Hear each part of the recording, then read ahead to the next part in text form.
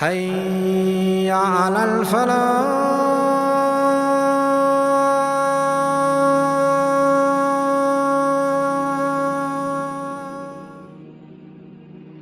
Breaking obligatory fasts in Ramadan without a valid reason is a major sin. The books of Hadith contain serious warnings and mentions of punishments regarding this matter. In one particular narration, the Messenger ﷺ mentioned that the ones who intentionally break their fasts in Ramadan would be hanging by their hamstrings, with the sides of their mouths torn and blood pouring from them. This is the punishment in the hereafter for those who break their fasts. Imagine what will happen to those who skip fasting altogether. So repent if you deliberately broke or skipped any fast during previous Ramadans, and make up for them immediately. Promise Allah that you will not skip any more fasts in the upcoming Ramadan. Allah is ever forgiving and merciful. Skipping obligatory salah during and outside of Ramadan is a major sin. It is particularly absurd to see some people fast for 30 days of Ramadan, but skip the obligatory prayers. On top of that, they specifically stay up all night on the 27th of Ramadan to pray Qiyamul Layl and then miss Fajr. This is an absolute mockery of the deen of Allah.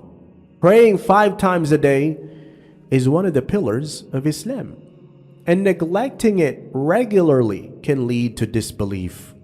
Not performing salah is one of the reasons why people will end up in hellfire. Allah mentioned in the Quran, it will be asked, "What has landed you in hell?" They will reply, "We were not of those who prayed." So start praying from right now. Ramadan without obligatory prayers will never be accepted in the sight of Allah. Involving in inappropriate behaviors, arguing or fighting can heavily reduce the rewards or even invalidate your fasts during Ramadan. The Messenger of Allah ﷺ said, "Whoever does not give up forged speech and evil actions, Allah has no need of his giving up his food and drink. Allah will not accept his fasting." Ramadan arrives for a brief period. It is a great chance to gain forgiveness from Allah. However, if we spend time on unnecessary and foolish things, we will surely be at a great loss. Unfortunately, nowadays, we spend more and more time on our phones and other devices instead of reciting the Quran and making dhikr of Allah. People not only watch useless content on them, but also watch movies, listen to songs, and more while fasting. Wal-'iyadu billah. Thus, it is essential to disconnect ourselves from these time-wasting gadgets and focus on worshiping and remembering Allah. Having sexual intercourse during the daytime in Ramadan is haram. It invalidates your fast and requires you to make up for it through kafara, expiation, in the 3 following ways: freeing a slave, fasting for consecutive 2 months, or feeding 60 poor people. So don't even think about it. If you have done it in the past, repent to Allah and offer the kafara in either of the above mentioned ways. Also, masturbation with ejaculation invalidates one's fast, and you'd have to make up that fast. So you need to stay away from it also. Being lazy and performing ibadah. If Ramadan comes and goes and we do nothing, then Rasulullah sallallahu alaihi wasallam has spoken harsh words for us.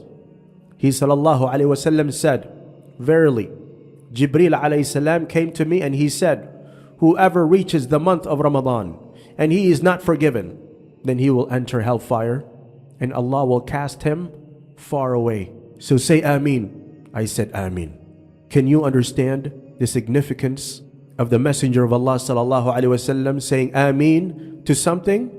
Thus, we must avoid laziness during Ramadan and worship Allah to the best of our abilities. Otherwise, we would surely be doomed. Too much food during iftar.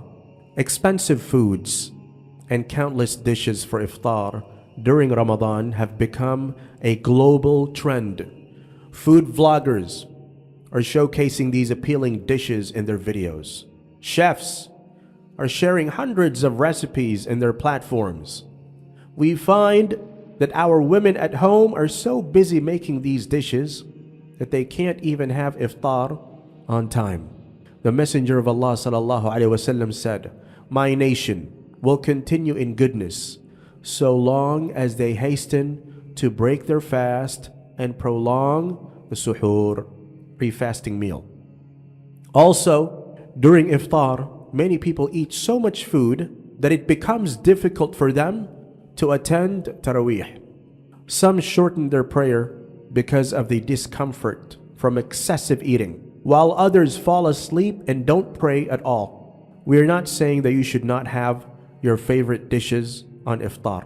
We only recommend that you keep it simple and healthy so that no one misses out on the rewards of Ramadan.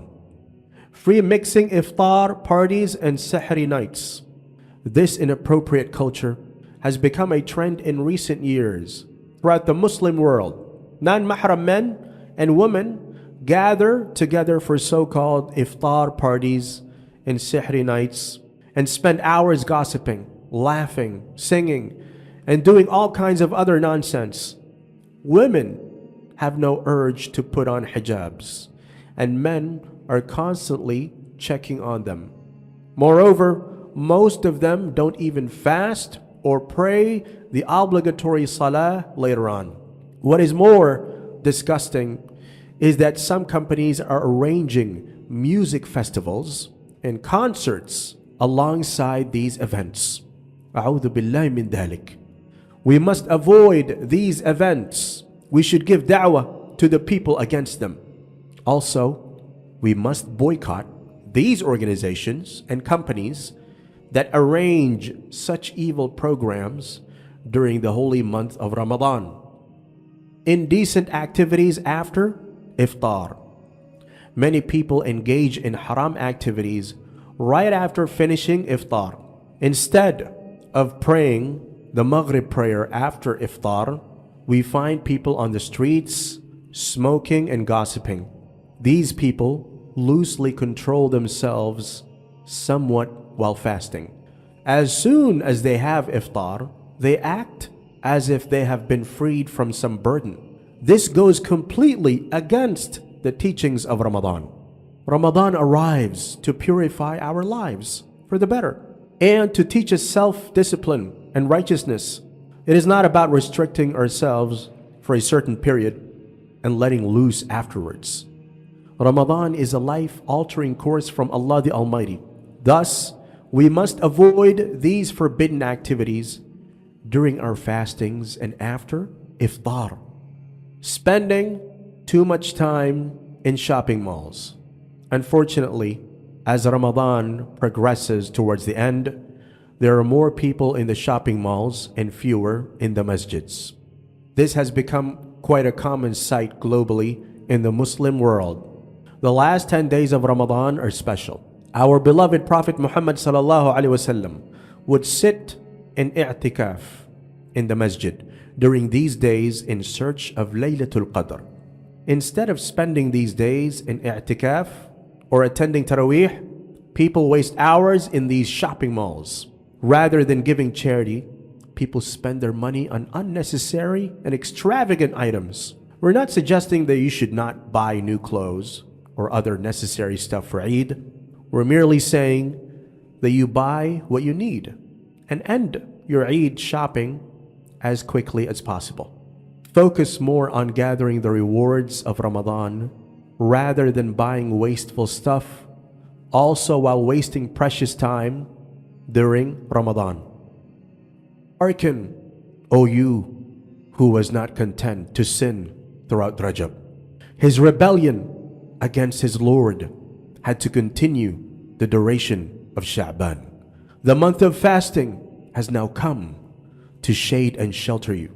Do not transform it also into a month of sinning. Recite the Quran and glorify Allah with diligent assertion. Indeed, it is a month for glorification in the Quran. Deny your bodily appetites, seeking your soul's salvation. Eventually, the earth will consume the body. How many deceased people have you known who fasted? Amongst your family, neighbors, and brothers, death has erased them, leaving you behind. Get serious about your religion, for the living are quite close to the dead. You take delight in the Eid outfits being cut out now for the festival, but soon they will be your burial shrouds. How long will the person be happy with this worldly home, knowing that his ultimate home is the grave? We encourage everyone to refrain from all the ruinations of the tongue during Ramadan. In his seminal work, Quickening the Religious Sciences, Imam al-Ghazali mentioned them as the following: speaking in matters that do not concern one, excessive speech, speaking about sinful matters, disputation and contestation, argumentation, excessively embellished speech, lewd, insulting, or crude speech, invoking the curse of God on someone, singing indecent songs or relating immoral poetry, excessive joking, sarcasm and ridicule, revealing secrets, false promises, lying and false oaths, backbiting and slander, instigating tense relations between people, being two-faced, praising someone who is either undeserving or unable to remain humble when praised, speaking about involved subjects and ideas one lacks the necessary knowledge or eloquence to adequately convey. Ordinary folk speaking in subjects that are the domain of specialists. O you who believe, fasting is prescribed for you as it was prescribed for those who preceded you, that perhaps you will be mindful of Allah.